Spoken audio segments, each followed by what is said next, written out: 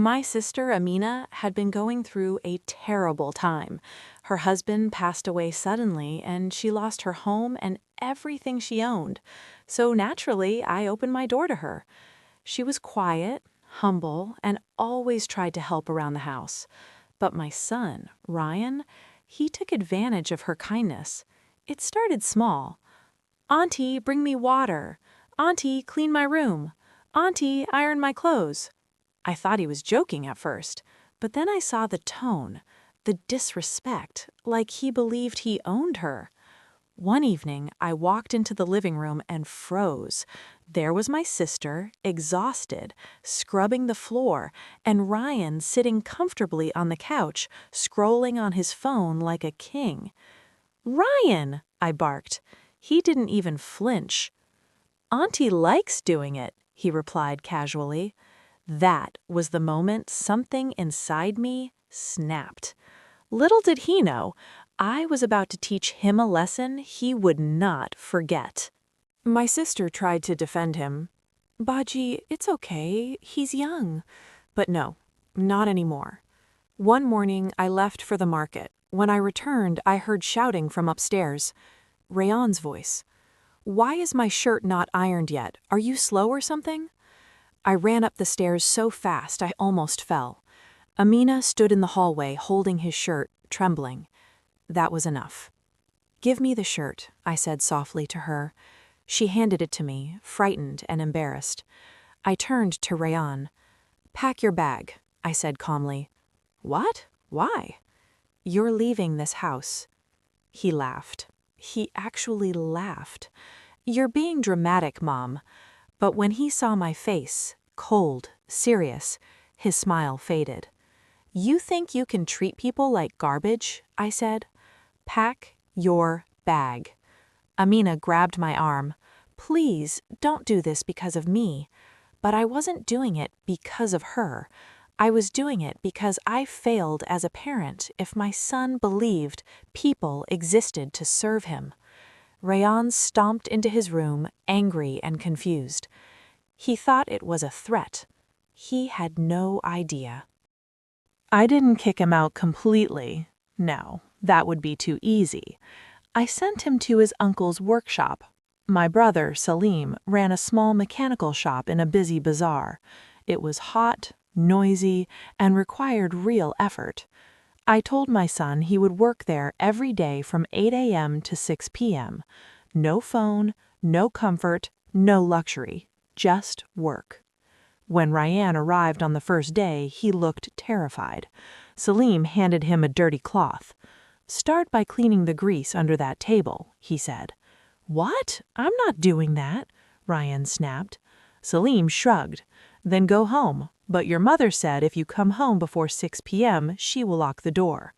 And that's exactly what I said.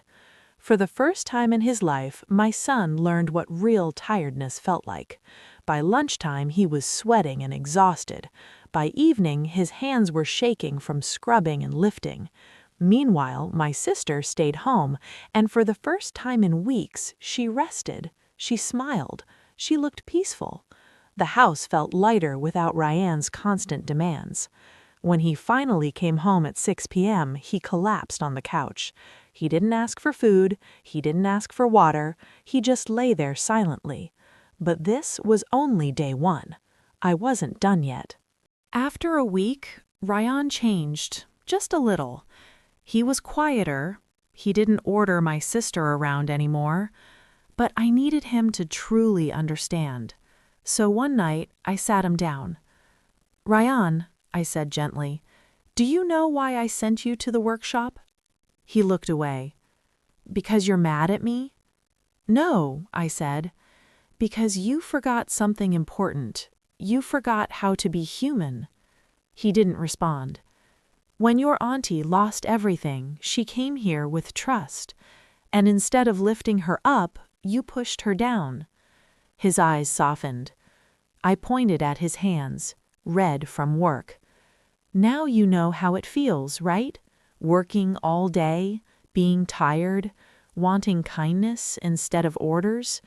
He swallowed hard. "Auntie never complained," I continued. She did everything out of love, and you repaid her with disrespect." Ryan's voice cracked. I'm sorry, Mom." "No," I said. "You owe your apology to her." That night, he knocked on her door. I stood quietly behind him. Amina opened it, surprised. "Auntie," he said with teary eyes, "I treated you badly. I'm ashamed. I'm sorry." My sister held his face gently. "It's okay, Betha. You're learning." But he wasn't done. "I want to make it right," he said. "From now on, I will help you, whatever you need." She smiled warmly, tears forming in her own eyes. Ryan still worked at the workshop, not as punishment, but as a lesson in discipline. He earned his own money and proudly bought groceries for the house. Every evening, he asked Amina if she needed anything.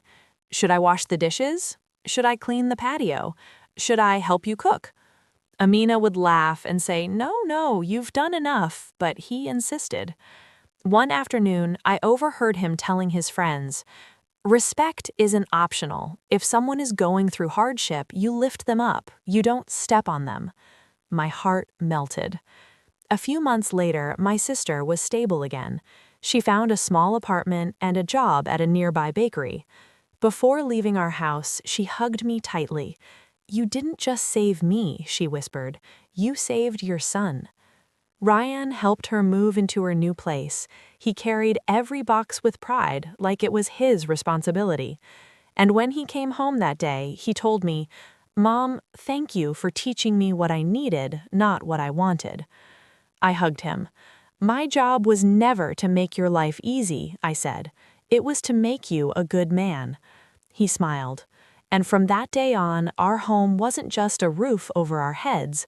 It became a place of respect, humility, and love. Because sometimes the hardest lesson creates the strongest character.